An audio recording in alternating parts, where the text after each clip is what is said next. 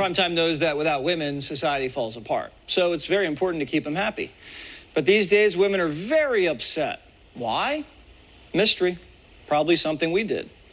And instead of complaining, they're doing something strange. Women are going into the woods and screaming.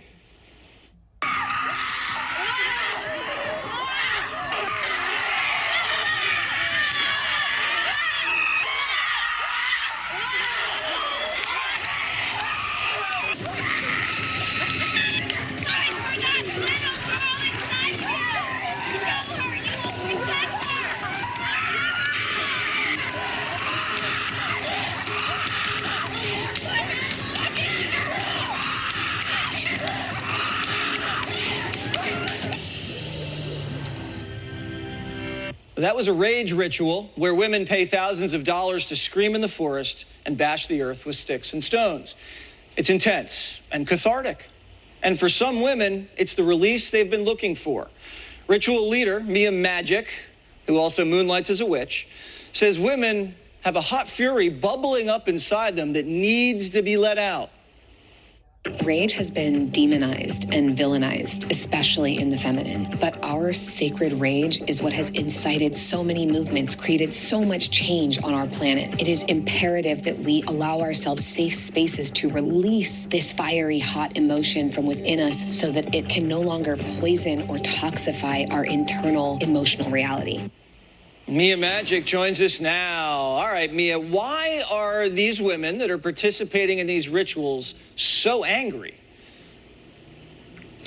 You know, Jesse, there is so much that has happened in the world over the last several years. I think a lot of people, it's not just women, a lot of people are angry, they're depressed, they're sad, they're afraid, they're uncertain. And women in particular come to my retreats and experiences to help themselves heal. I read your book over the weekend, and I really agree with so many of the things that you said about self-sabotage and self-esteem and the common denominator being the father. And you're a great dad, but a lot of women didn't grow up with men who care about them. They grew up with men who abused them and talked down to them and spoke unkindly to them. And they've maybe never had an opportunity to stand up for themselves. And so this gives them a really safe space to individually and collectively release some of the anger that they've perhaps been burdened by for their entire life. Well, I never thought I'd say this, but I like you, Witch. And not just because you've read my book, but because you're giving these women an outlet, and I think that's fine. But you say a lot's happened in the last. Is it the pandemic? Are a lot of these women single? Is it Gaza? What is it exactly that are driving these women into the woods to scream?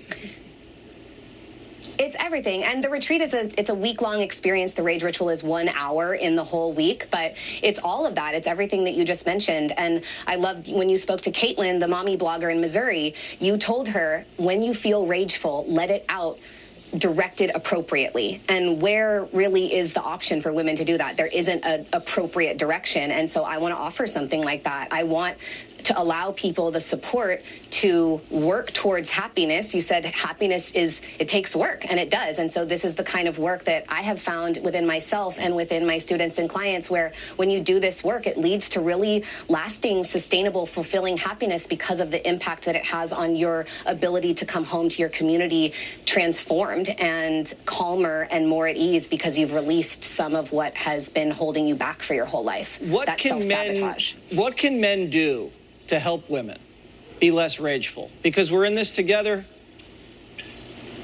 Yeah, absolutely, 100%. For men, I think it's more sadness. And the thing is nature actually counteracts the impacts of anger and trauma on the body. And so men can support women by listening to them, holding them, asking them what they need for support, by being vulnerable with their own emotions. You know, men tend to feel weak You're for saying being sad. a lot really fast, so we have to write this down.